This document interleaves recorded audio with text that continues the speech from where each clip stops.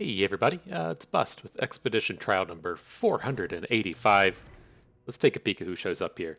And oh boy, it's our good friend Teemo. Yeah, as we do approach what is potentially the last opportunity to draft a Teemo, I am more than excited to jump in with this archetype and give it a go. And so, if you are out here, just looking for your 7 winner, you probably want to look towards this scouted out Quinn. Just Vanguard Sergeant is completely fantastic.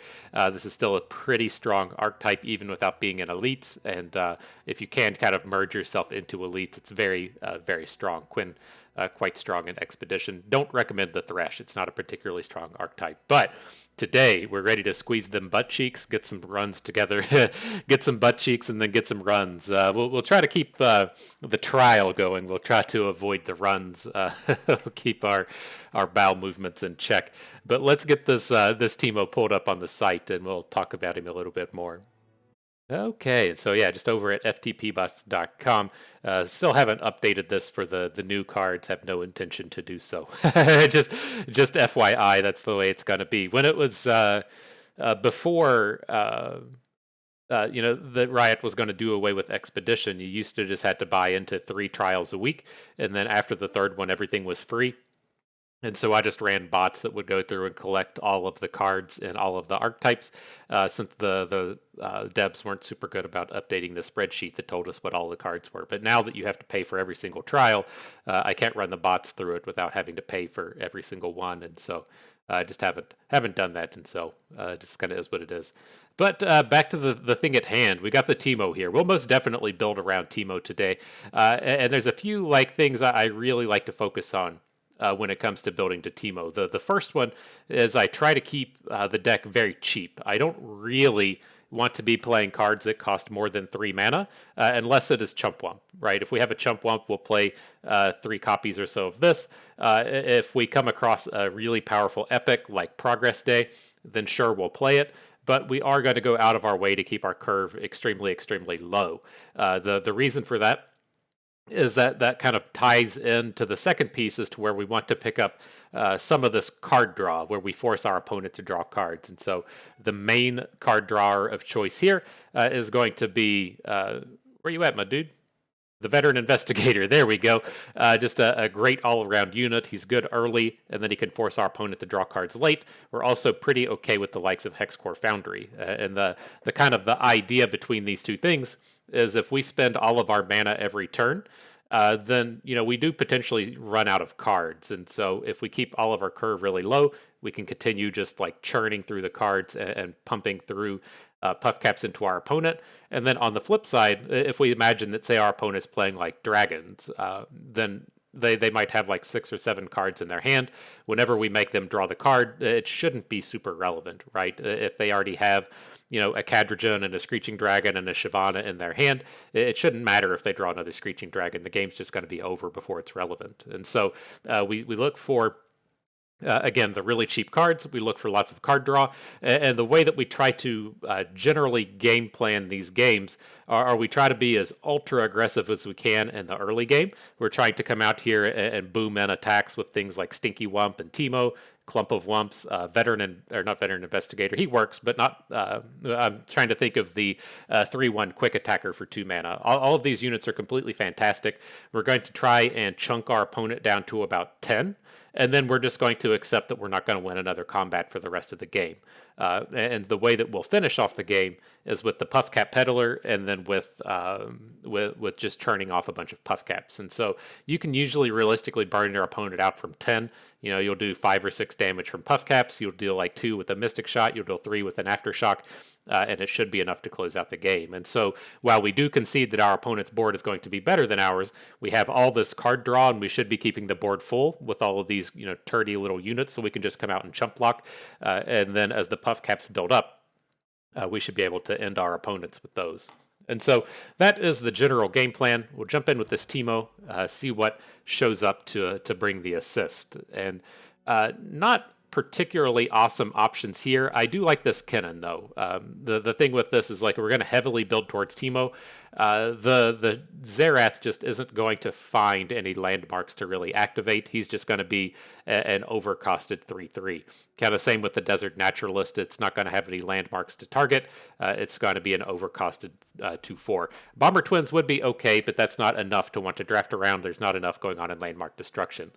Kind of same deal down here with Aurelion Soul. You know, we did just talk about not wanting cards that cost more than 3. Aurelion Soul costs quite a bit more than 3.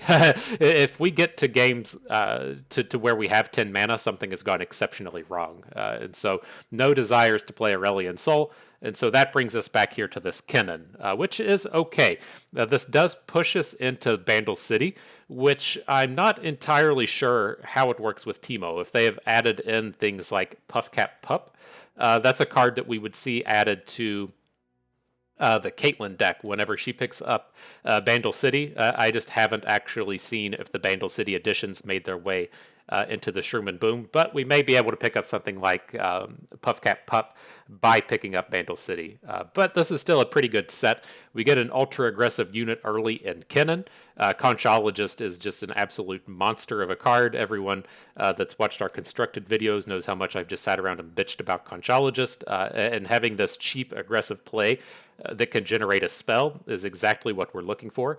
And then having a stun can help us close out the games. That's not the most ideal of stuns, but it can still have quite a bit of utility. And so we'll pull up this Kennen real quick. I don't think there's too much in this archetype that's going to be a gigantic help. This was Slice and Dice, right? But, you know, we already saw the big ones, right? Conchologist is big.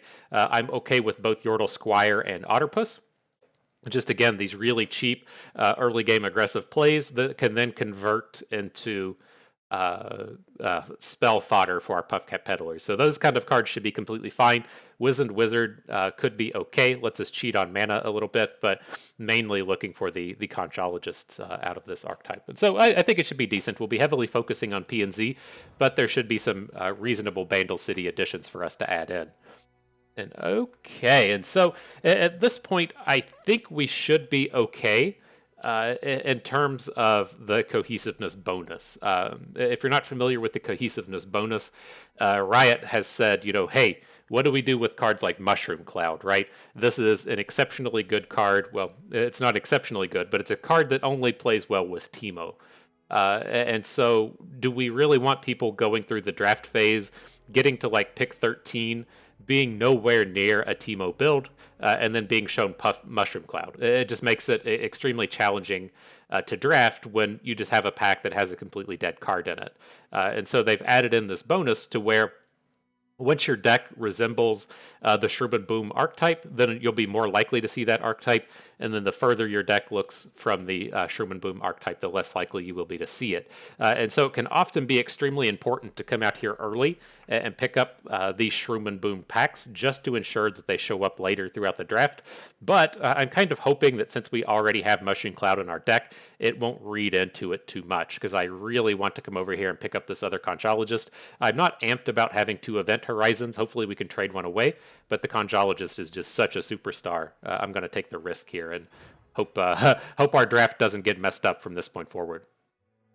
Okay, and so here, a reasonable set with the Ballistic Bot Aftershock. I'm not the hugest fan of Ballistic Bot in this style of deck, but the Aftershock tends to be about as good as the removal can be. So we'll add those bros in. Okay, Shroom and Boom still showing up. So this is where I think we have to go now. I definitely want to have at least 1 copy of Thermogenic Beam, and this is where it's shown up. This is just kind of our catch anything removal. It may not be like as important since we do have these Event Horizons, but the utility in this card is pretty high as well. So I'll risk picking up a Mushroom Cloud to get something on that level of strength. Then here, this one's kind of tough. I would really love to add in these Sumpsnipe Scavengers. These are extremely, extremely powerful. We just have to really watch how much Bandle City we pick up if we're going to go this route. I don't really like having more than 6 off-faction cards. We're currently at 6 on Bandle City, but if we limit ourselves to like nothing but conchologist packs, then it might turn out okay. And so this is where I'm going to go out of this one, is with the scavenger. It's a little unfortunate we haven't seen any puffcap generators up to this point. We're really going to have to focus on them from this point forward. Here we found a puffcap peddler. That works out quite nicely. Okay, Chief Nanotac. no transforms happening here today. We're going to have to come down here to the right with this Urchin and Veteran Investigator. Again, don't need any more Event Horizons, don't really need Quicken. Okay, well, the cheap cards keep showing up. These Zonite Urchins, the idea with them is we're going to generate a Puffcap and then discard it to the Urchin. And we're not pulling off too much of that here today, but at least the Shroom and Boom packs are still turning up. Okay, so what are we getting out of this one? Been so many mushroom clouds. This card's such a turd, but it's like we have a nice core. If we can just get some decent trades into the Puffcap generators, we'll be in a pretty decent space. And so, like, we have the 2 Veteran Investigators, we have 1 Peddler. We just got to find a little bit more of the Clump of Wumps and the Chump Wumps to really get this going. Okay, and so I don't think we want to pick up the augment cards. I mean, there's the argument for it, right? But we don't have the Puffcap generation to really have these pop off. Just like, how many Zonite Urchins are we really going to stack, though? It looks like 4 and 4, right? This is like our 4th pack of Zonite Urchin Iterative Improvement. I guess we can at least just copy our opponent's units and use those as our game winners. Here, got to stay away from the Sump Worker. I really don't like Trail of Evidence, but again, I want to stay away from Bandle City if it doesn't have a Conchologist. We do have a ton of iterative improvements for the Sump Worker, but I think we're just stuck with the Patrol Wardens here. All right, finally some Puffcap generation. That's a very easy smash.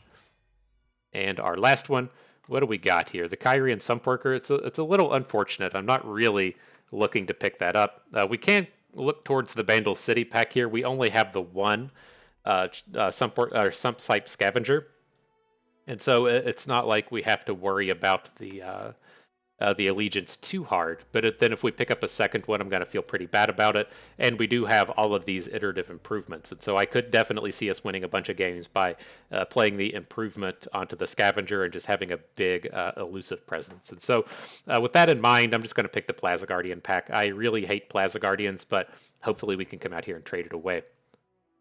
Okay, so interesting set. We have the option to pick up another Sumpsnipe Scavenger. I really do like the idea of this. Kennen for Victor is kind of meh. I do prefer Kennen to a degree, but if we're going to pick this second Scavenger, we really need to be pushing towards Allegiance. And so we'll have to look to trade away this Kennen and this Event Horizon a bit in the future. And so, reasonable deck has come together. Worried about the Puffcap generation, but we do have a pretty good base. And you all know what time it is. We got to pay the pay-to-win price, the pay-to-win fee, if you will. Pay up to the pay-to-win gods and see what we can turn premium here. And see, here was the Puffcap Pup. I was curious if these would show up in the Teemo archetype, right? Being out of Bandle City, we didn't see any of those. No units. What happened here? Cards, filters. Okay. Are we going to have any spells? I think we might have to be pushing into the rares on this one. We didn't draft a Quicken. Would have been okay with a Wallop, but that didn't show up. Oh, Event Horizon. Event Horizon here to take the load off of our backs and make us not pay dollars upon dollars upon dollars for the pay-to-win fee. All right, and so yeah. A lot of the concept we talked about kind of came together. Keeping our curve really cheap is nice. We picked up a bit of card draw. We're just really lacking Clump of Wumps. If we could pick up, like 3 Clump of Wumps somehow, some way, I would feel really good about this. But that's where we're currently hurting pretty bad.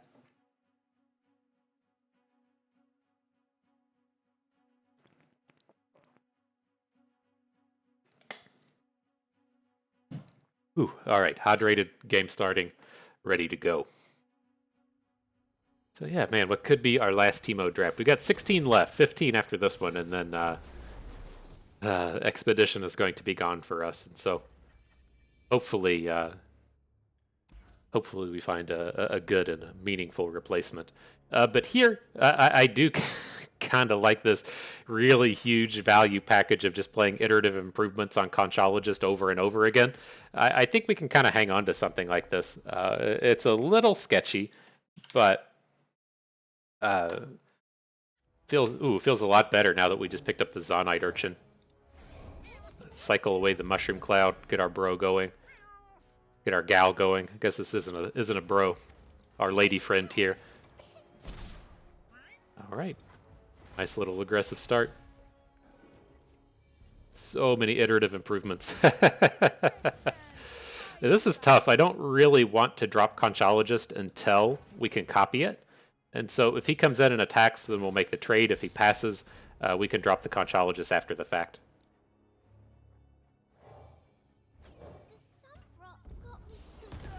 We just got to have all the Conchologists today.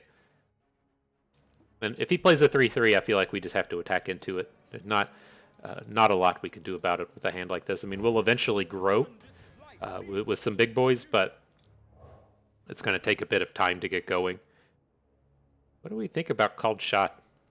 What's this thing? Start a free attack with ephemeral copies of each ally. It's the Echo Flip. I don't want Death Ray. Bouncing Bomb could be okay, but it feels a little bit expensive with what we're trying to pull off. Let's just take the Called Shot here.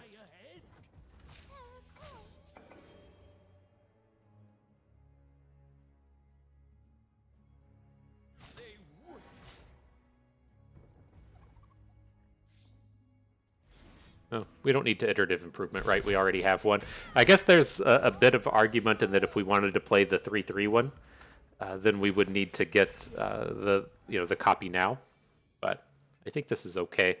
And then maybe what do we think about just like hard switching to playing improvements on the Puffcap Peddler? That's another very valid option we have here. I think this is probably a good way to go about it. He's not being super aggressive here. We could take the 3 from the Wizard when he hooks in the Zonite Urchin. I was going to say, it makes me feel even like a little bit better in that he could have hooked the Urchin but didn't. Let's get in there. I'm ready to pedal.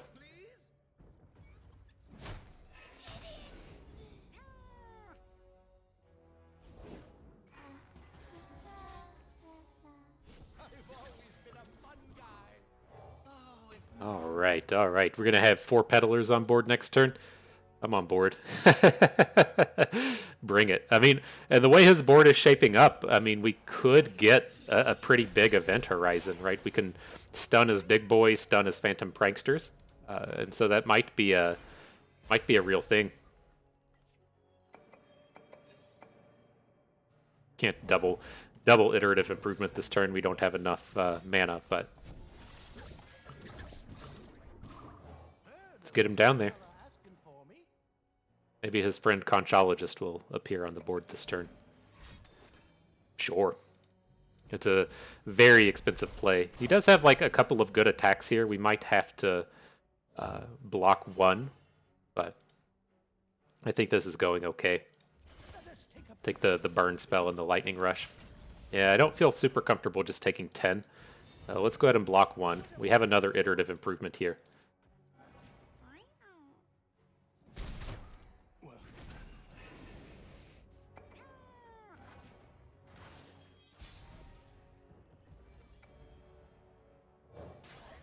Drop the assembly bot, get it growing. I don't think this is our copy. We're about to run out of spell churn.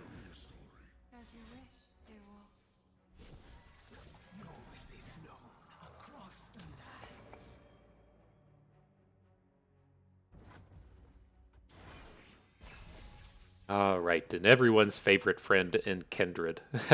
I really don't like Kindred, but what are we going to do here?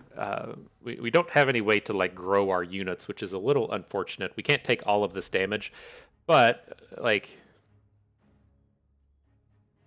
don't have any bursts either. It's a little too slow.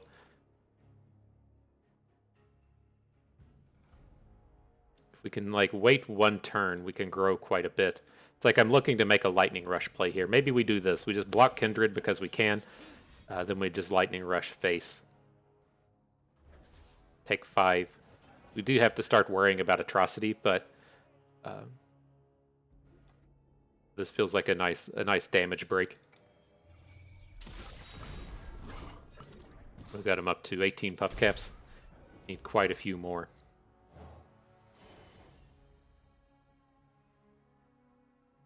None of these are particularly good. Rising Spell Force might let us get a good attack next turn.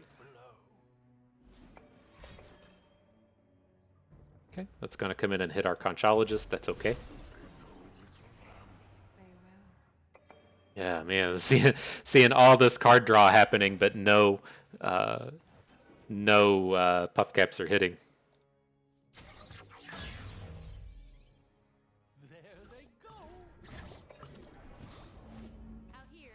This is looking like a pretty decent spot for an open attack, though. I like having this this Rising Spell Force. Draw all them cards, my dude.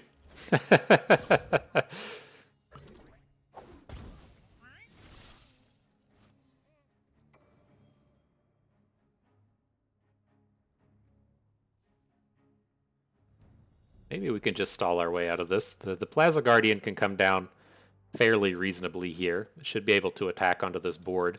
It's not going to deal any damage, but it should at least force a trade. It's just kind of meh if we play the Plaza Guardian and then he just plays like a Hapless Aristocrat or something. Teemo making the appearance. Uh-oh. Let's see if we can't bait something out before we drop Teemo down. All right. Oh, the Haunted Relic is pretty good at shutting down the Plaza Guardian, but hopefully he can get a nice block in next turn. Hi, Teemo, let's boom him.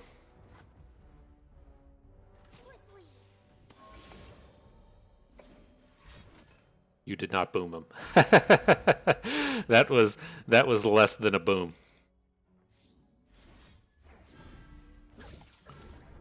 Oh no. Ah, fuck. I mean, it's not the end of the world, but I didn't realize he was not going to make it up to 3 attack. It's kind of unfortunate. Now we can't add a unit to the board. Absorb Soul. Ugh.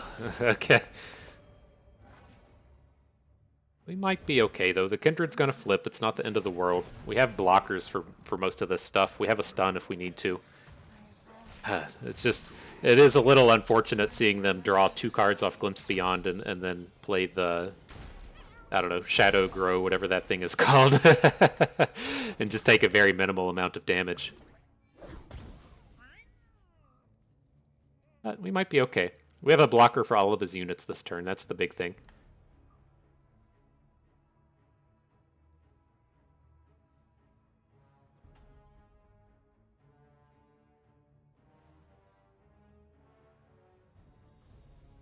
It's up to about 2 damage a turn on the old Puffcaps.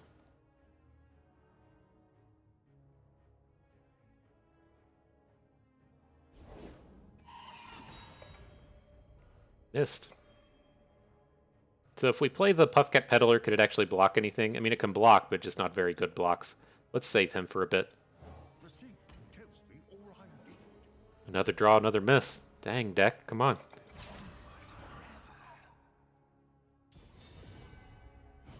Okay.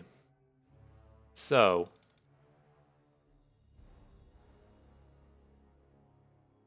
It's kind of tough. I want to put the health in front of the big boy, but I also, well, I guess if we're going to play Event Horizon this turn, we can survive it a little bit, right? We can make a block like this here.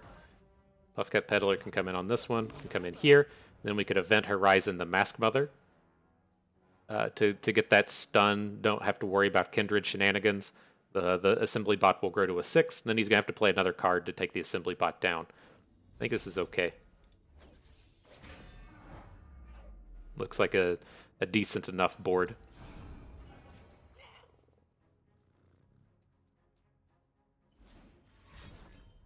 Yep.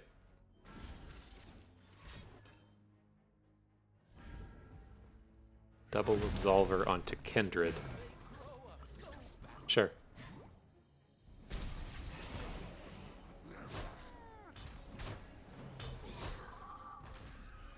Not horrible, not horrible. And then the Kindred Slay thing has already happened. I don't really want to drop the Urchin this turn. I think the big point here is to get the Ballistic Bot down so we have a spell. And then maybe we'll need to cycle away something less good next turn. A little 5-piece nugget coming through.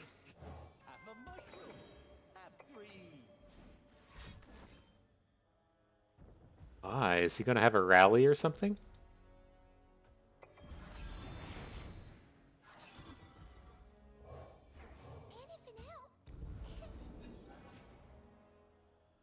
Right, well, not the most awesome unit we could have picked up in Patrol Wardens, but you know, let's get on more Puffcaps in and a point of damage. maybe we'll get a big hit next turn.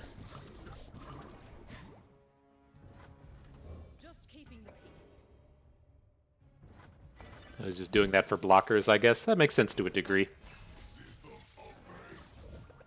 Oh man, only got him for 3.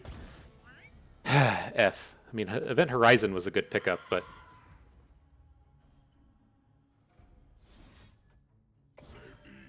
I think we're okay. I mean, he only has 1 card in hand at this point.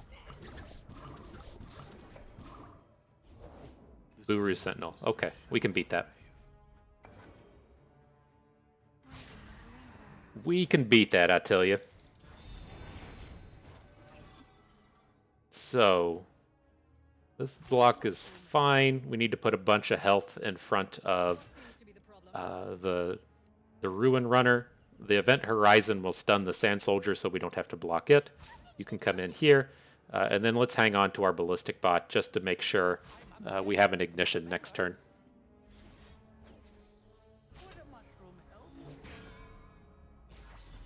Not dead, right? Fall to 2. Boomed him. Nice. Whew, that was a lot of work. I feel like we had to do a lot more of that game than I really wanted to, but got there in the end. GG. Well done, Bust. The crowd goes wild. And then we're very easily taking the Teemo stacks. I don't really like Chief Mechanist Zevi. It's very similar to what we saw in that game with Plaza Guardian, where it comes down and just doesn't do anything.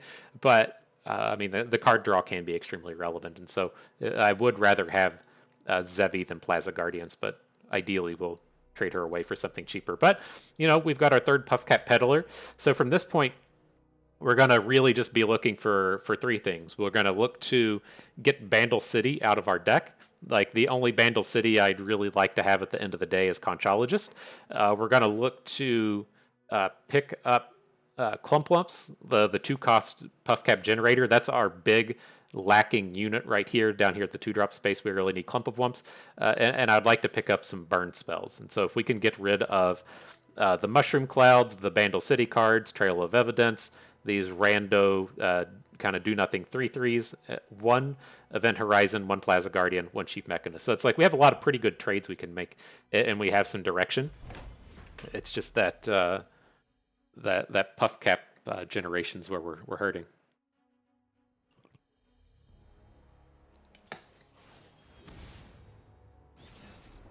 Where's the deck tracker at? I turned the thing on. Aren't you tracking? Push the back button. It's up here. Oh, whatever, I tried. What more am I supposed to say? I tried. Alright, and as you can see in that last game, we did discard a lot of cards to Zonite Urchin. Don't get stuck in your head that you have to discard stuff for value to this thing. You know, it is improving the quality of your hand just by discarding the worst card. Very good chance we just end up discarding Plaza Guardian this game and continuing with a lot of aggression. Would have been somewhat nice to discard the Mark of the Storm, but not a big deal. Teemo, welcome to the party, my dude.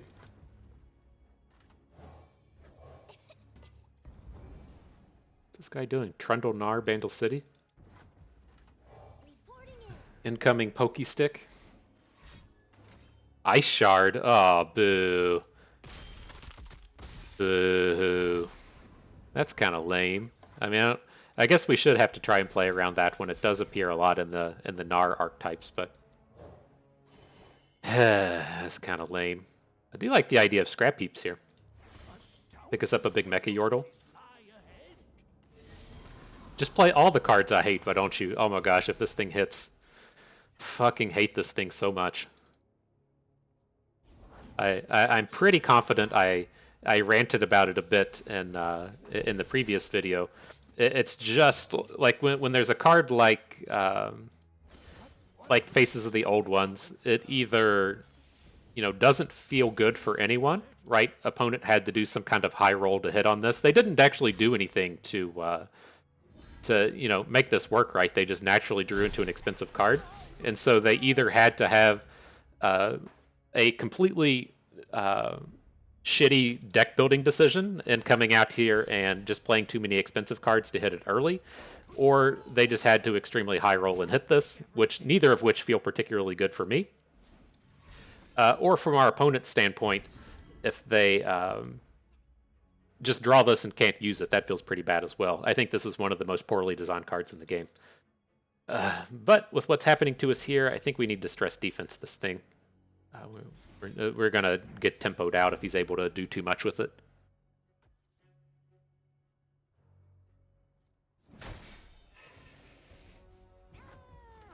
But you heard it here first. I feel like this is one of the most absolutely worst design cards in the game.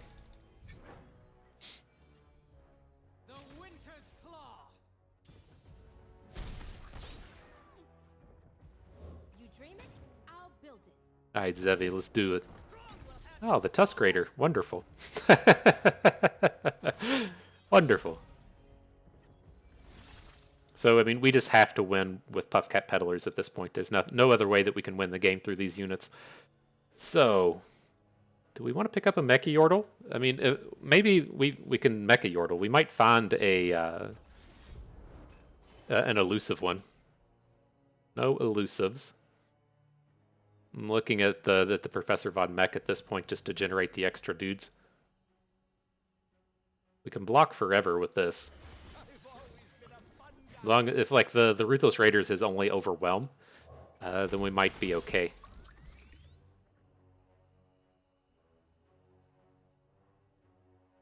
I think I'm going to switch back though. I'm going to Iterative Improvement the Puffcat Peddler.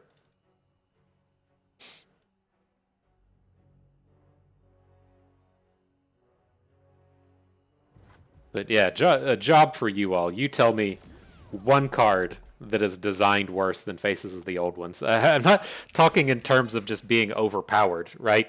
Sure, everyone can name Gnar and Conchologist and the Pokestick and the like. I don't think those are poorly designed cards. I think those are cards that just need some work. I think this is just a 100% poorly designed card.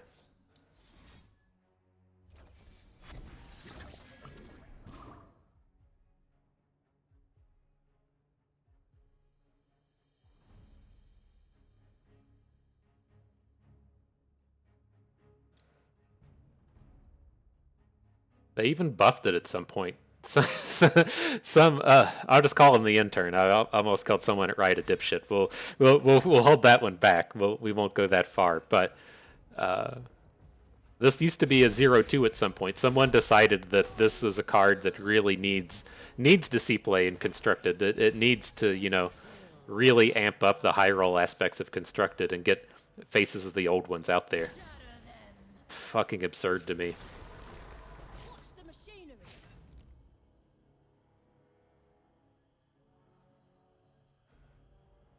Do we need to play the stun this turn?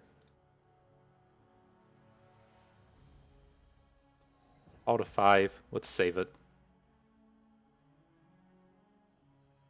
Have to lose a peddler in the process, but we have a couple in hand. How much like spells can we just drop with these 2 mushroom clouds we just drew? Probably not enough.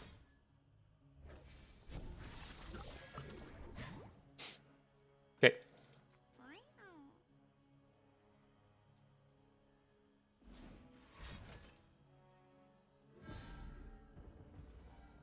Sure.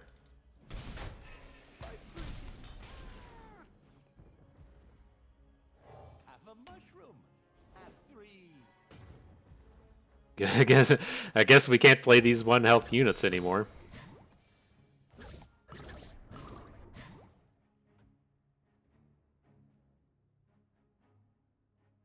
Right, might work out okay though. I mean, the Ember Maiden will kill the Tusk Raider. We fall to 2. We have the stun or the Ruthless Raider. Maybe we can pull this off. That's a pretty big maybe, but oh joy! Now he gets to heal off whatever the 8-cost card he had. Oh no, his 8-cost card was oh, what was it? It was the did I miss it? Anyways. No one knows these streets like me.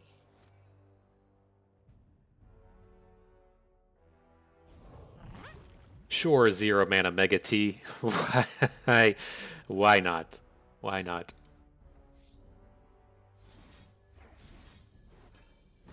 There they go. Runaway bike. So it's gonna flip, hit our 4/4, make it can't block.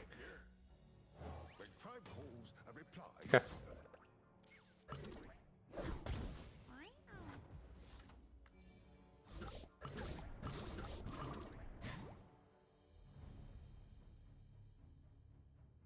Maybe. I think we're gonna be like one thing short here. The Event Horizon's not gonna hit enough.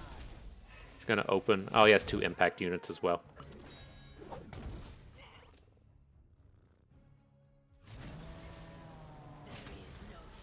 Okay.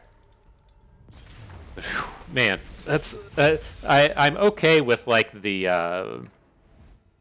with the ice shard. That's something that we should have just came out here and tried to play around. But that was a I hate that ramp card so much. Like ramp is always one of these things to where it's incredibly hard to balance and make it fun and good, because ramp in and of itself is a real high roll strategy, right? You're trying to cheat on mana, you're giving up cards for playing mana faster, and so the always kind of thing that you would see in Magic would be something like along the lines of like Primeval Titan. You would play your ramp cards, play Primeval Titan early, you get all the extra lands in play, you might be able to play one more card.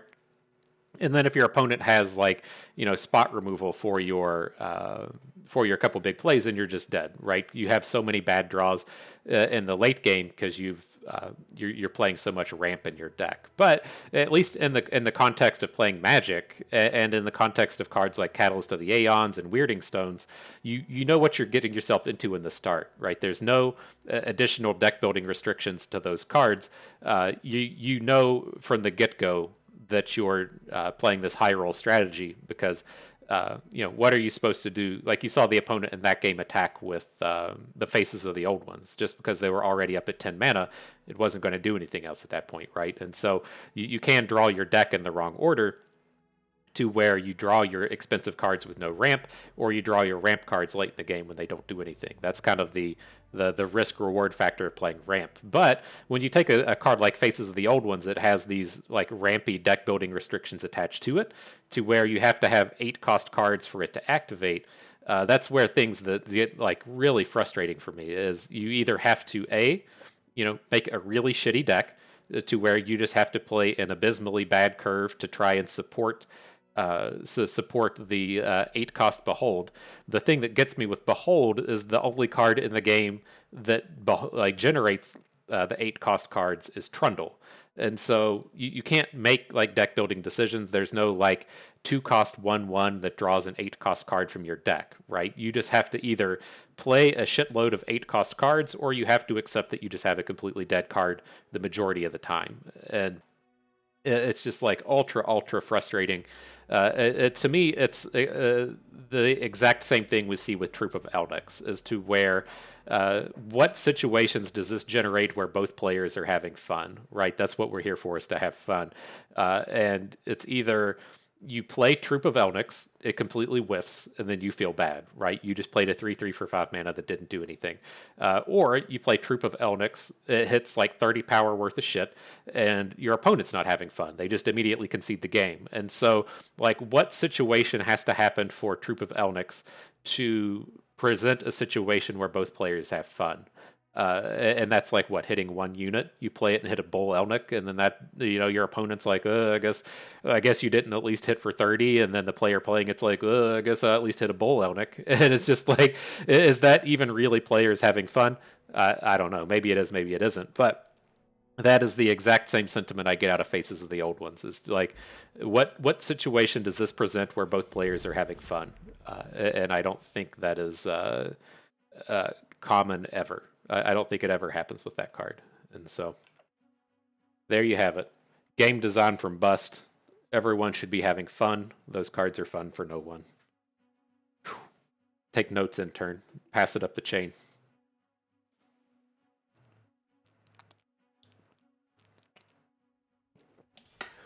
Oh, wow. Someone decided that Faces of the Old Ones needed buffed. That's insane to me. Actual insanity. But okay, back to the action here.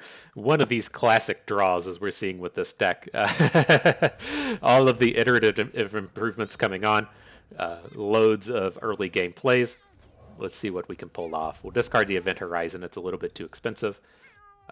We'll, I guess, be a little bit more careful with our 1 health units this game. We're playing against Big Mad again with the Udyr and the Gnar. And so reasonable amounts of AoE coming out of these decks.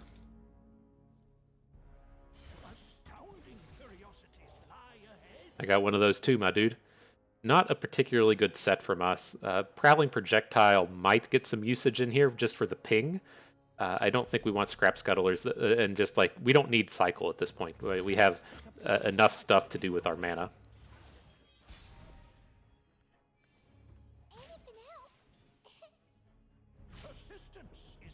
Cool. Wasn't quite ready to just get rid of our Conchologist. I'll drop Assembly Bot here if he does something mana heavy, so that we can still iterative improvement and not lose this to an AoE.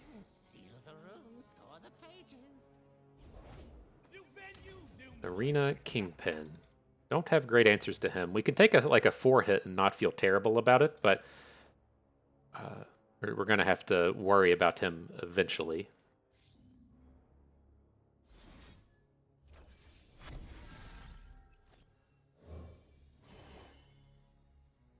Another set of turds. I'm looking at just the Scrap Dash Assembly out of this one.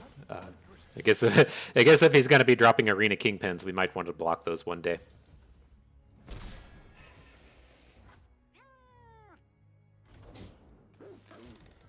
Okay.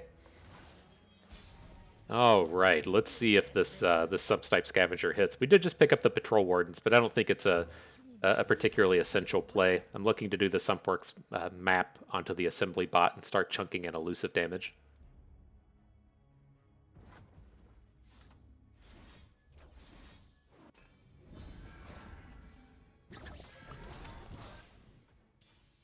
Here it comes.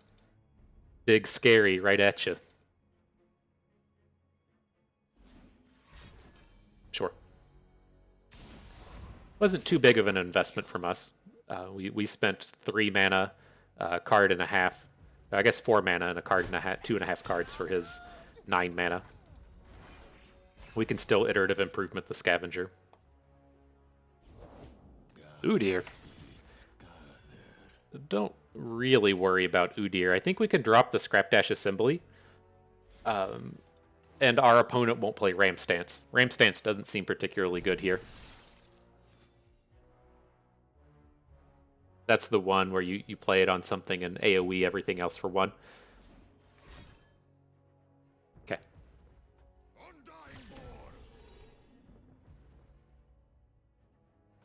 Good chance we can just kill this Udyr in combat. He's out of mana at this point. No attack is pretty good as well. Okay.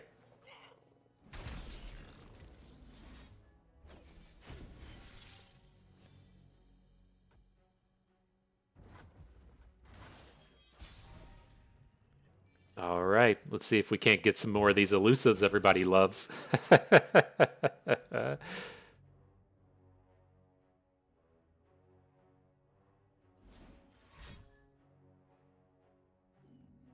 Uh-oh. He was about to do something not fun. I can already tell. We don't have much, but it's enough. All right, doing your thing. This is the not fun. The not fun he was ready to present. Give his allies 1/1, one to everything of ours. They get the 1/1, then deal the damage. Okay. So my kind of question with this space is like, how much do we actually care about this Arena Kingpin? We can like thermogenic beam it. We can aftershock. I think here like we just want to hang on to the aftershock. So I'm gonna drop another bigger unit.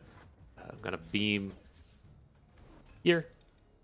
Not too worried about Udyr. If he has like Shaman's Call, then that's gonna be a little bit unfortunate. But other than that, I feel pretty okay here.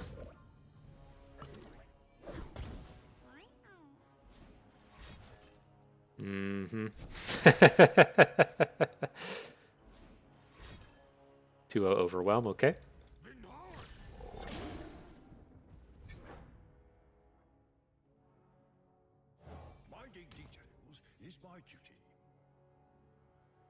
I mean, we might be okay here. He's gonna flip, right? Oh no, he hasn't done any damage. Just a big old dude nobody cares about. I think that's okay.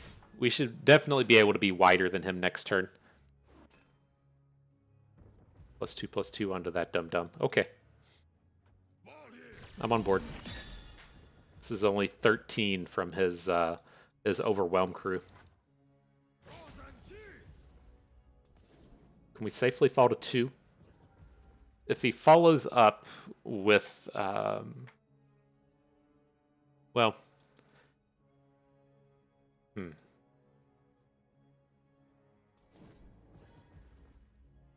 It's like I'm looking to just get rid of the Conchologist. I want to play the Zonite Urchin this turn. I guess this is technically a better block to put a point of damage on this guy. Okay. Alright, then I want to Urchin. And then I'm going to Yuumi Projectile 1 onto our elusive, 1 to his only blocker. Now we're just going to try an open kill.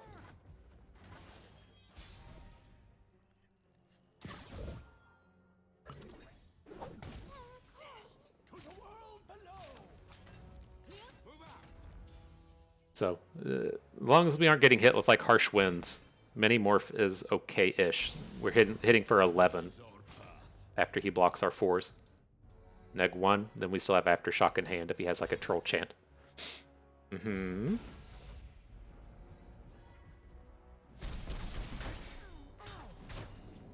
Mm-hmm. I think we did it, fam.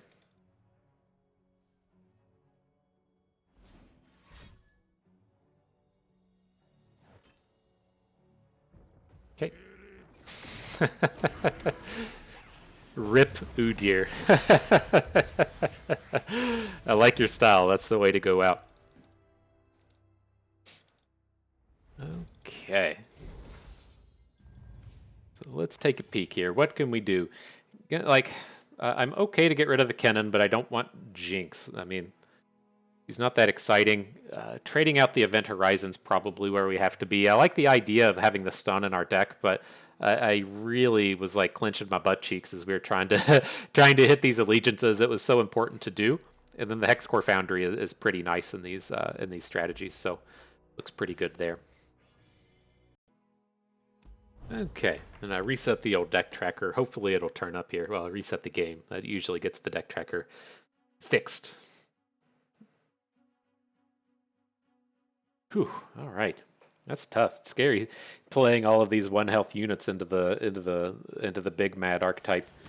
Just so much 1 damage coming out of them. I don't think the deck tracker is going to load. But this is one of these decks to where a lot of the card draw here tends to be pretty good. As we're, like Shyvana, Aurelion Soul, their hand tends to get really clogged up with dragons. And so you tend to find some pretty good spaces to get the card draw going. Here, we'll cycle away the patrol wardens. I want to get this aggression going. With him playing like 3 faction, I'm curious as to what we're about to run into. I wasn't so much worried about this trade in the 2-1 here. I was worried about the 1-3 dragon generator. It tends to be a real problem.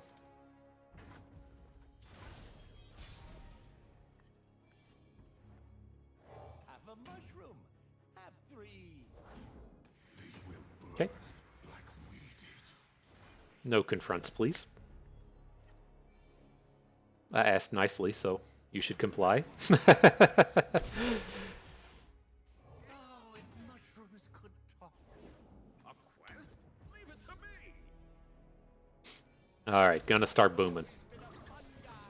Hopefully we can get this Sumpsnipe down and then load it up with the Allegiance.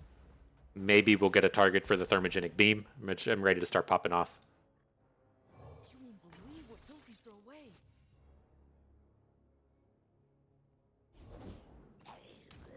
Kennen's gonna be out here doing his duty. Gonna drop the lightning mark for 6 Puffcaps, block and call it a day.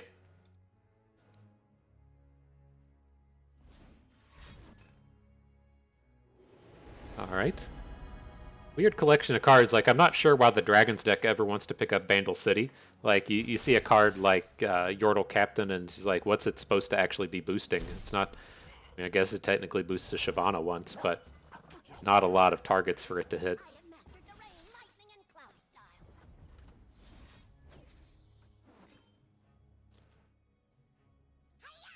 styles. Good job, Kennen. You did it.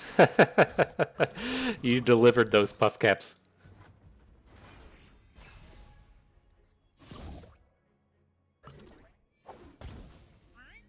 Assume he's going to open. Yeah, little scary. Lots of damage coming through. We can deal without blocking for a turn. We'll just have to start blocking everything next turn. So what's our Puffcap status at? 22?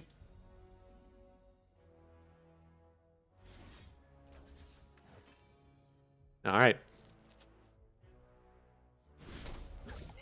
Let's start bringing that thunder. Get some more Puffcaps in there. I'm going to play the Thermogenic Beam. Drop another unit, and this will be our last attack of the game.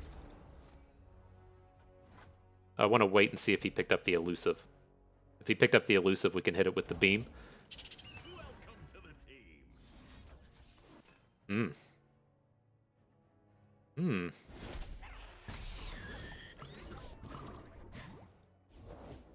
Oh, he has another elusive and Bandle Commando?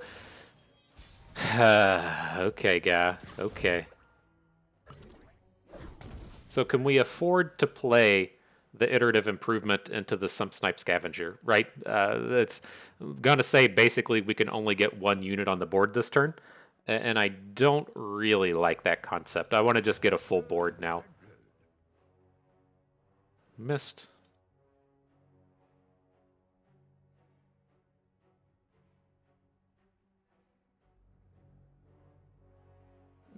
So we have 2 choices with this now, right? We can iterative improvement the Veteran Investigator to make him draw another card, or we can iterative improvement the Puffcap Peddler to start chunking in more Puffcaps. And it's like we're just out of spells at this point. I think I want to go with the card draw option.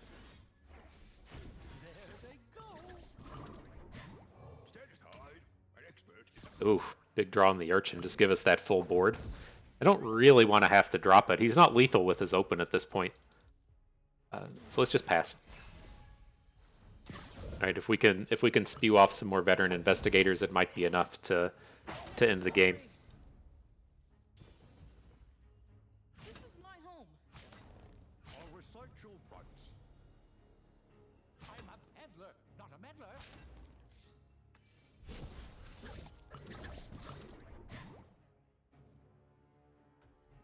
Okay. That's it. That's all we got. Fall to 4. Okay.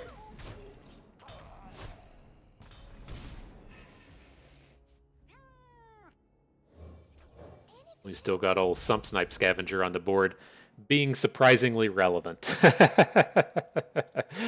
Ready for battle.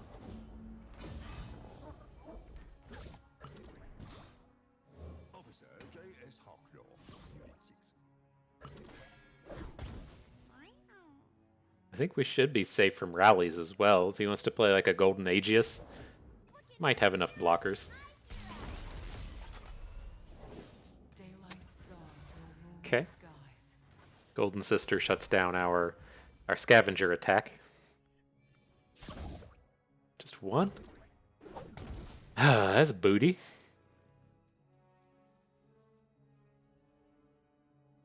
I got ways to find me mushrooms. As long as... yeah, start making sad noises. I don't know about this. Observe and learn. 3. All right, it's a start. It's a start. He's got to survive 2 draws next turn. This is what I worry about, is a single combat coming out of the Golden Sister to do some more heal. Why? Why would you target that one, though? Oh, people these days. Okay. That is what it is.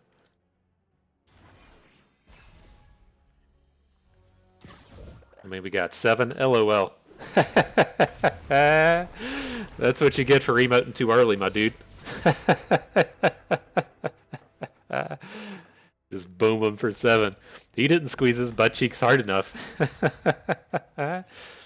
All right, coming in with more Teemos. This is not a good Teemo set. I don't want the Mechanist or the Coup de Grace. Coup de Grace is kind of okay. It's probably actually better than those stuns were. You know, it does make them draw a card, but still on the expensive end of the spectrum. You could kind of see how that game was ending, right? Where our opponent had like 8 cards in hand. They had no way that they could play all of them, and we were really struggling to spend all of our mana. Like we're running out right at the end, so it works out a little nicely. Okay, up against the old Pantheon.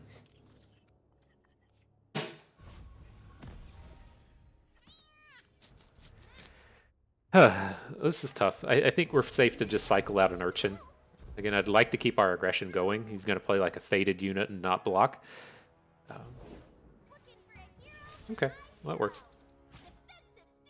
And our hand is like now expensive. You know, I would be very pleased to be cycling away the Chief Mechanist, but it feels like a little dangerous to just cycle away Aftershock at this point.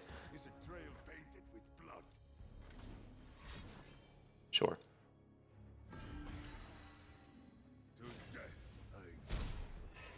Are not set up with our good blockers. This is a little scary and worrisome. Oh, if mushrooms could talk. Totes my goats. He's going to open on us. We have to take 6, and then hopefully we can recover after that. It's too dangerous to try and just play an Aftershock on the Saga Seeker. He has too many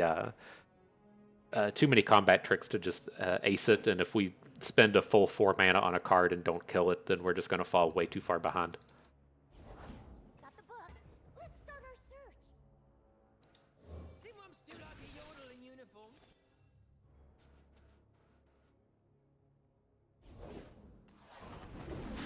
Sure.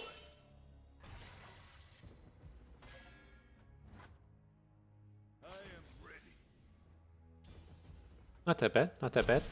Okay. All right, Teemo. What are your chances of booming here? So let's start with the Scavenger. We can go full elusive here. Right, we can flip our Teemo with this collection of cards in our hand, so we shouldn't have to worry about a Pokey Stick taking him down.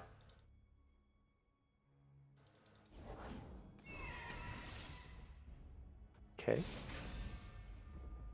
Reporting in.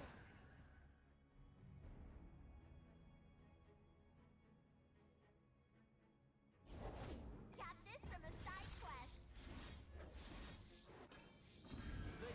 All right, here comes Team Elusive.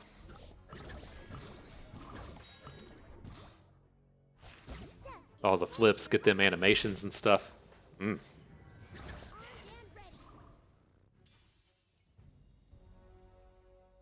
ready. Oof. It's gonna do something lame. Is that our new worry? All right, good. And so the way I always talk about Teemo, the first hit isn't usually enough to end the game. You really have to get the 2 hits in to just kind of consider it game over. And so we do have to worry a little bit here. But I don't think our opponent's going to lethal us this turn. Right? If we block with our 3 non-Teemo units, we're only taking like 5 or 6.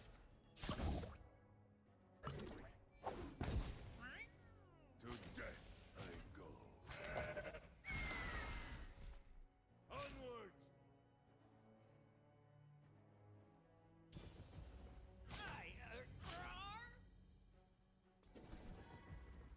Would a mushroom help? It'll take us to 7. And so, well, if he has the +1/+2 to 2 units, well, I guess the big one to worry about would be the Bandle City one that gives +2/+1 to 2 units. That's only +6 damage, right? We're letting the 2 faded units through, and so we still shouldn't die that way. I think this is okay. You don't have to block with Teemo.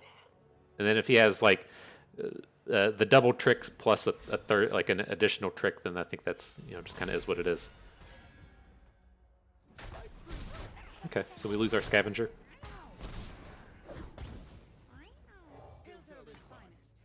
Should have played the mushroom cloud before the peddler died, but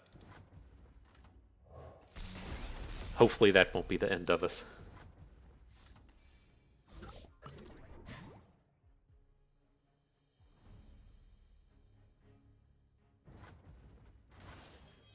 What's he at? 40 Puffcaps?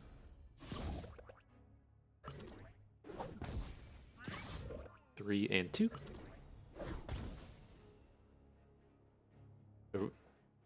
Alright, I don't think we're going to get to do anything too exciting. Let's just go with the Teemo. We could have iterative improvement on the Yordle Squire to put a +1 spear onto Teemo. But we're definitely going to be hating ourselves if opponent got to play a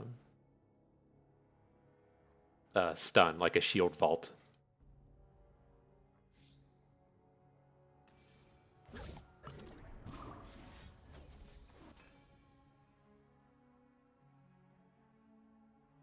I think we missed a handful of Puffcaps. I got to thinking a little too hard about talking in this one. I think we missed the one before Teemo hit, and then the one with the Puffcap peddler. But hopefully between 75 Puffcaps and 2 draws, this will be enough to end the game.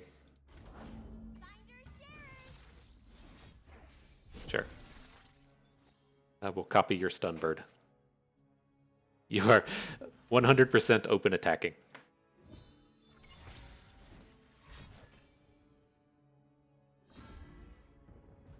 And we probably could have just lethaled, right? Did we leave the lethal on the board? Well, again, I'm not risking the shield vault there. That's a little too scary. So, got him. A Vandal Scout leaves no trace.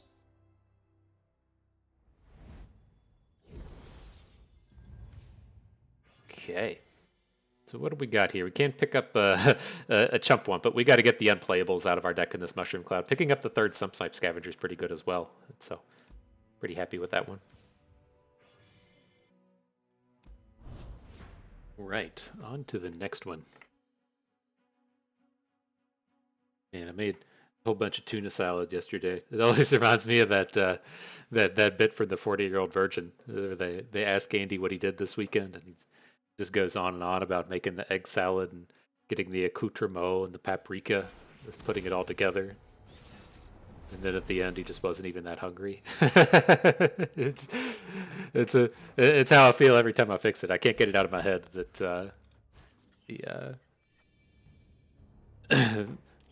the scene from there. But man, I haven't watched that in ages either. Well, when I say I haven't watched the 40-Year-Old Virgin in ages, it means I haven't seen it in like the past 6 to 12 months. I usually watch it at least once a year. But here, man, do we really want to battle with this Conservator? Let's just hold on to the mana. It's not going to do anything. We can still drop this Veteran Investigator next turn and start interacting with his units, but just like playing a Kennen and trading it with the Conservator doesn't really feel like a win.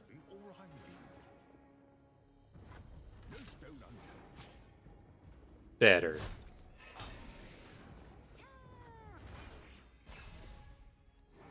Okay, we should be able to build up this board again of getting the assembly bot on board and then boosting it with the Sumpsnipe scavenger. I think it should be pretty safe.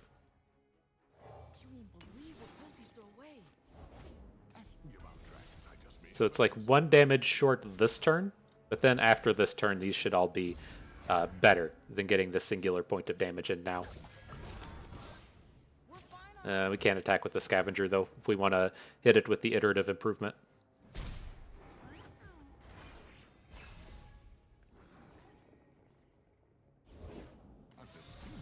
Don't care about that one. So we can just take a 5-hit, or we can block it with the investigator. Don't think we need to worry about it, though. Let's get the peddler down. And then we can continue on with the elusives next turn.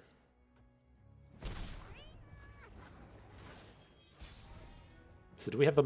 We're mana short if we want to get both the peddler and the scavenger down. A little unfortunate, but not the end of the world by any means.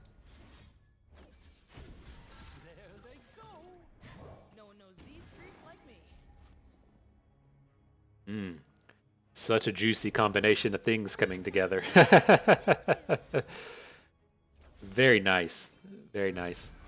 We should probably just go ahead and play an additional iterative improvement. Now, do we want to, like, copy the scavenger again?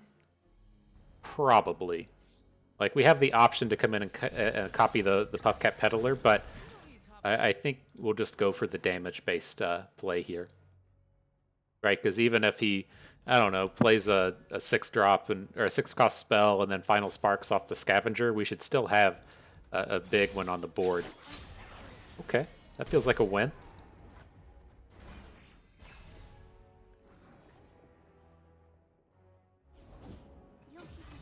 Galio, is he gonna flip? He is. So we can't coup de grace Galio, and then this has to hit followers.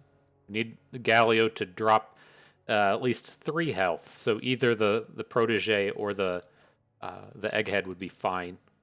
So I'm leaning towards just like adding Kennen, because that's going to give us a lightning mark we can use with the Puffcap Peddler. I think we still get the Puffcaps out of this, right? Okay, good. And then we're going to send off the protege.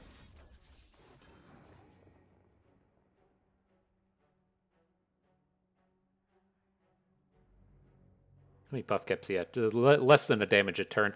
I'm kind of thinking, like, what happens if we don't open? I think that sounds like a little scary, but not, like, scary enough to feel like we're going to lose the game.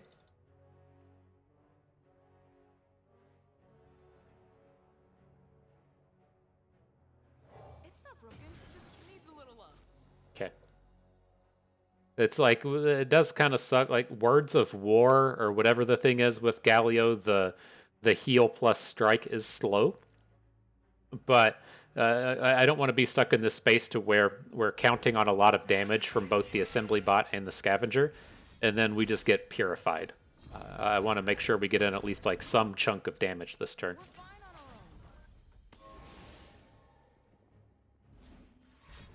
Purify. Never back down from what you believe. So this will take him to 6.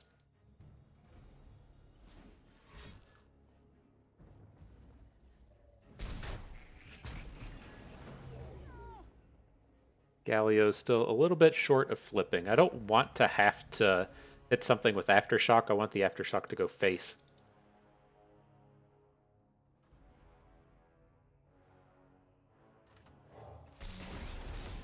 Okay, not tons of damage. Just about, 1 damage a turn with the Puffcaps. But he's in this space to where, his board is completely full. And he's going to struggle to get the kills. This is a little scary. We should be able to block through most of this. Like, we realistically just need to block Galio, and then we could take the damage from the rest. Like, he's going to hook in our units with the birds. If we block Galio once, as long as he doesn't have Overwhelm, we should be able to block through this. 3? 3 damage, please. Makes it easier. Okay, okay. We can just go for the aftershock. Shouldn't be any heal coming out of this.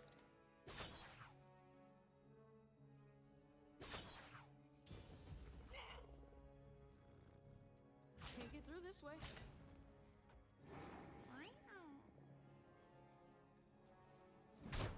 Right, he's Demacia only. We don't have to worry about the Targon heal cards going to face. Boom it. Nice. Okay, make our way to that pre-final battle. Get a belly full of tuna salad. Get ready for it. Let's see, what are we doing here? Getting rid of mushroom clouds. And so this is kind of one of these spaces to where I do think that Jinx is not an upgrade. Like, I don't want to make that trade. I do think the Mystic Shot's an upgrade over Coup de Grace, but getting rid of Mushroom Cloud for just an actual real unit is a little bit more important than picking up the Mystic Shot. And that was, I can't remember, like, speaking of the 40-year-old virgin, I got stuck watching this shitty movie yesterday. I have to pull up, like, the romantic comedies on the Netflix. You have to get, like, a nice balance of movies I want to watch, movies that my wife wants to watch, and movies that kiddo wants to watch. And it's like I've churned through, like, all the romantic comedies that she really enjoys. And so it's just like I've been trying to pick up new ones, and it was the random one with, like, Veronica Mars. I don't know. She's a delightful actress. I didn't think Veronica Mars was terrible. She was great in Party Down. But it was like I was like had a preview of it pulled up, and like The Rock was in it, and it's like I always get super amped for The Rock. Like, The Rock is one of the greatest actors of our generation, and turns out he was just in, like, a scene. And so it was real shitty. I was so amped up to be watching this, like, rom-com with The Rock and Veronica Mars, and then it just turns out he was in the movie for like 3 minutes, and I was like, fuck. But then even the thing with him here with this hand, I think we keep Teemo and then look for our cheaper plays. Like, we have 4 peddlers now, so we don't need to keep it. The scavenger's a little expensive, so let's look for cheap stuff here. But it was like the movie was from like 2010 or 2012 or so. And it was like, wow, The Rock is small. Like, as like a gigantic man he was, in, like, his wrestling days and in his post-wrestling days, he is, like, fucking massive now. And so it was, like, ultimately so strange to be, like, such a gigantic dude. Just be like, whoa, you're small, dude. You're looking tiny today. Poor dude. But all right, back to the action here. Let's see what's going to go down. Not real afraid of this. I mean, the peddler doesn't have Overwhelm. We're going to have to worry about the AoEs. Lux and Nivea, probably not. We should get someone down this turn, though. Just taking a 6 hit is a little too much. That sounds like a job for Conchologist. Any of these cool? Mushroom Cloud's not that bad. We can flip our Teemo next turn if we take the Mushroom Cloud. Astounding curiosities lie ahead. Persistence is key. Okay, so no iterative improvement. We're looking to get the Puffcap Peddler down. And then we're going to Trail of Evidence, Mushroom Cloud, iterative improvement, and hit with Teemo. Some things could go wrong here. This isn't like a great space to have to be all in on Teemo with, but they should definitely have to, like, spend a bunch of mana trying to deal with him. Say if he's at, like, a concerted strike or something.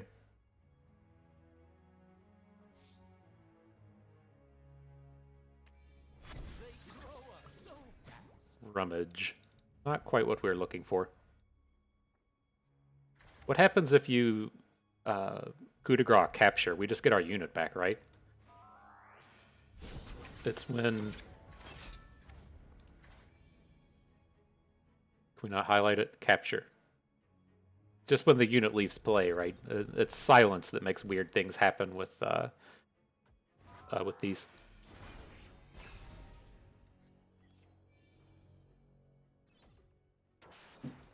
All right, and back to our classic decisions we have to make. Do we want to copy the Sumpsnipe Scavenger, or do we want to copy the Puffcap Peddler?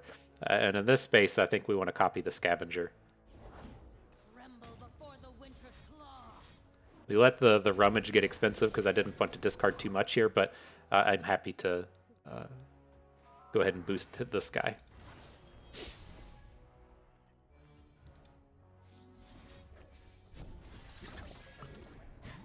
It's not broken. Just needs a little love. Boom in for 9. Looks pretty good. Looks pretty good, right?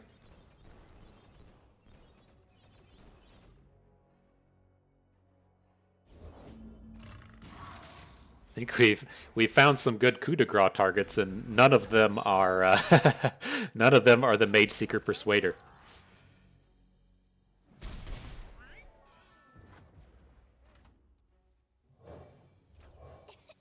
Just go ahead and get rid of this Plaza Guardian. He's a little too expensive. We might actually have to like start blocking stuff now. I intend to just block the Persuader with the Zonite Urchin and then send away the Alpha Wildclaw, but you know, things can get scary.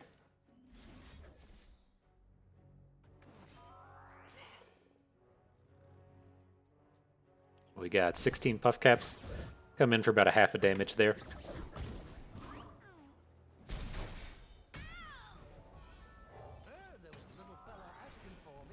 Alright, time to start booming them.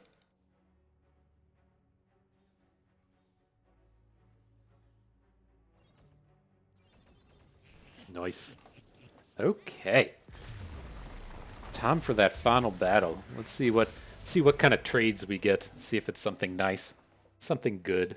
This is very weird being this deep without a clump of lumps, but you know, we're making it work. We're doing it. So let's see. Hanging on to Kennen. I don't want Mushroom Cloud. Alright, that's our last Mushroom Cloud to get rid of. Don't have to worry about those anymore. Don't want the Death Ray. Fantastic trade here. The Plaza Guardian for a clump of lumps. Absolutely perfect. On to the next one. I don't want the Hexcore Foundry. We need to keep some of this burn, like this is our actual only burn with Aftershock, and you don't really want to draw multiple Hexcore Foundries.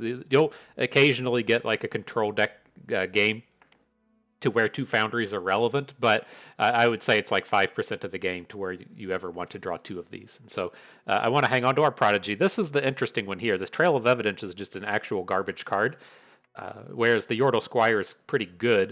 It plays on theme, but it does give us an additional Bandle City card. And as the way that like we've been winning the majority of these games now is with the Sumpsnipe Scavenger, I ultimately worry about adding more Bandle City in. So I'm going to skip over that one.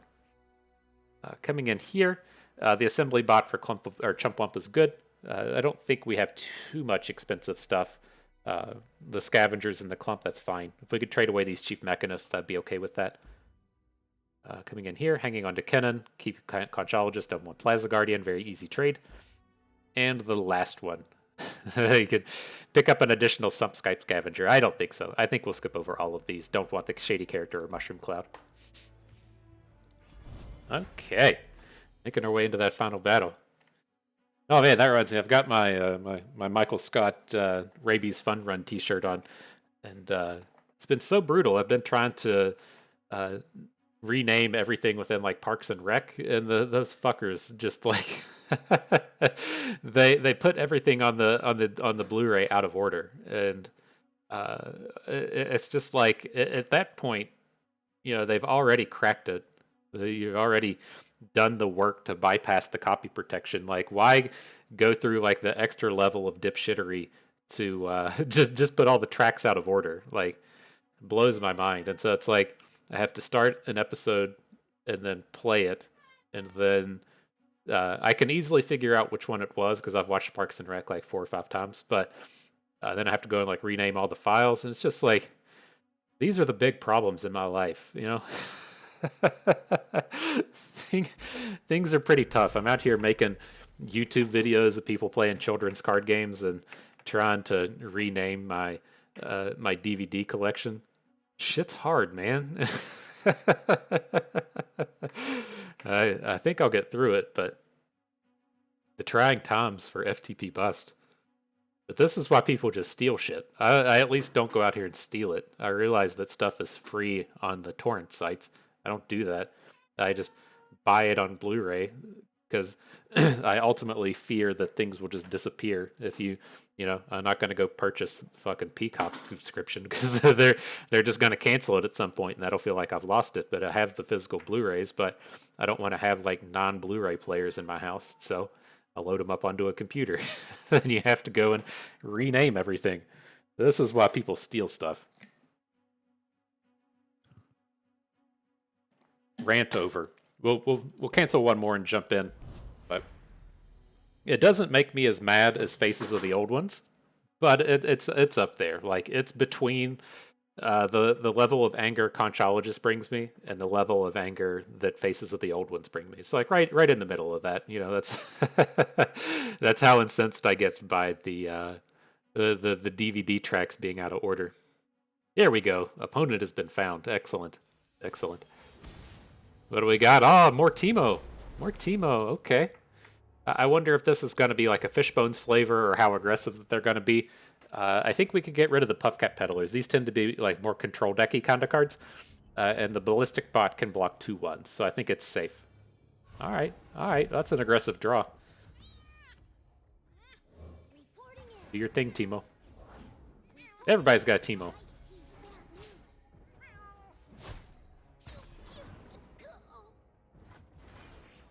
Okay, so let's see what he leads with. We have the aggressive option in the Prodigy, the slower option in the Ballistic Bot.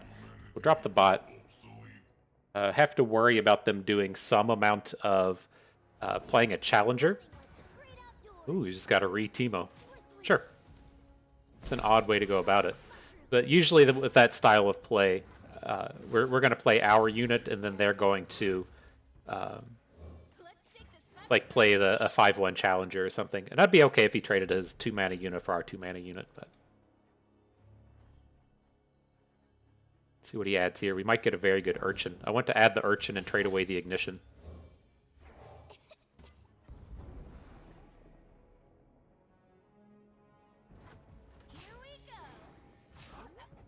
Works for me.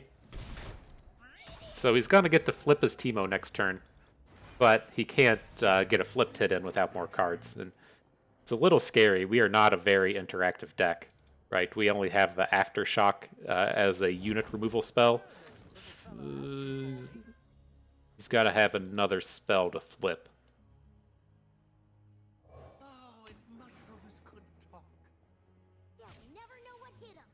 So at least he's not investing in board, I guess. Okay. So do we even want to bother with the Ignition? That's the new question now. Do we want to save this point of mana so that next turn we can drop a Veteran Investigator and then copy probably the Puffcat Peddler? I think we let this Ignition go. Right, we need to get in here and like kill him before these Puffcaps start like really popping off, and can't quite do that with this board we're facing.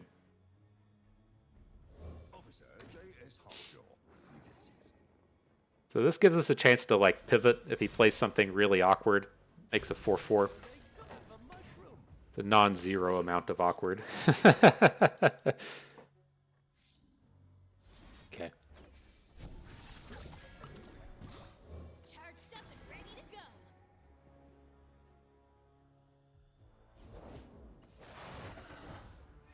That's a disappointment. Okay.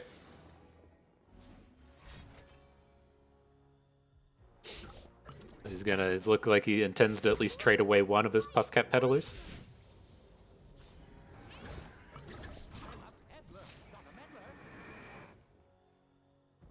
Okay.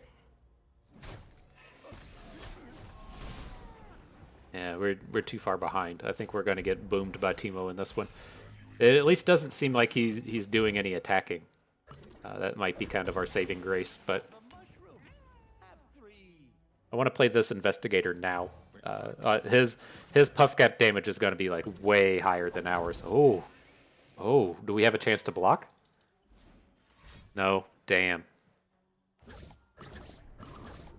Oh, this is so bad now. That was like our out. We could have done something with the Scavenger. I don't think we can do this anymore.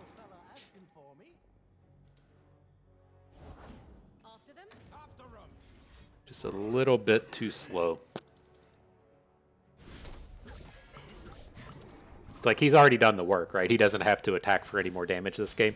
We can attack, he can block with everything, we don't do any damage, and then, you know, he's already got the Puffcaps in.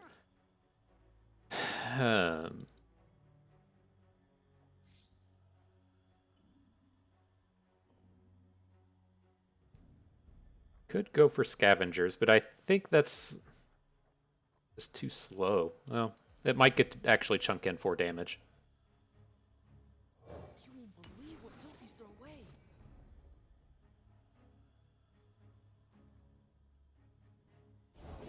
The mum still like a yodel in uniform. And we yordles in uniform do like a wump. Alright. So we do have a blocker for Teemo. These are our only good attacks. Okay. Take him to 8. And we just got to start squeezing the butt cheeks, right? I don't feel particularly good about it, but... Oh my gosh, is he just going to have actual removal as well? Oh man, this draw was just way better than anything we could produce.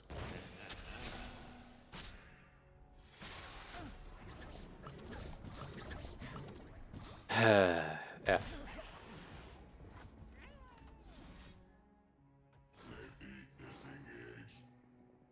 We should have copied our peddler as well. So yeah, 21. Yeah, that's definitely a mistake. Because another space, like he would have probably opened, knowing that we had the card in hand, but